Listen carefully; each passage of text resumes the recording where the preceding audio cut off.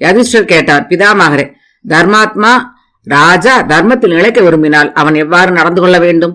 நான் தங்களிடம் கேட்பதை கூறி அருளுங்கள். பீஷ்மர் கூறினார், மன்னா, இது விஷயமாக மக்கள் தத்துவ ஞானியான வாம தேவர் மூலம் அளிக்கப்பட்ட உபதேச ரூபமான ஒரு பழைய இதிகாசத்தை உதாரணமாக அளிக்கிறார்கள். வசுமனா என்னும் ஒரு பிரசித்தமான மன்னர் இருந்தார். அவர் ஞானி, தைரியம் மிகுந்தவர், புனிதமான நடத்தையும் கருத்தும் உள்ளவர். அவர் ஒரு நாள் மகரிஷி வாம தேவரிடம், பகவான், நான் எந்த நடத்தையை கடைபிடிக்க வேண்டும், எதனால் தன்னுடைய தர்மத்திலிருந்து ஒருபொழுதும் விழாமல் இருக்க முடியும் என்பதை தங்களுடைய பொருளும் தர்மமும் கொண்ட சொற்களால் எனக்கு உபதேசம் செய்ய வேண்டும் என்று கேட்டார். அப்பொழுது தவசிகளில் சிறந்தவரான தேவ ரிஷி வாமதேவர் நகுஷனின் புதல்வன் யயாதியைப் போல சுகமாக அமர்ந்த தங்க காந்தியுடைய மன்னன் வசுமனாவிடம் கூறினார். வாமதேவர் கூறினார், மன்னா, நீ தர்மத்தை பின்பற்று. தர்மத்தை விட சிறந்த பொருள் எதுவும் கிடையாது.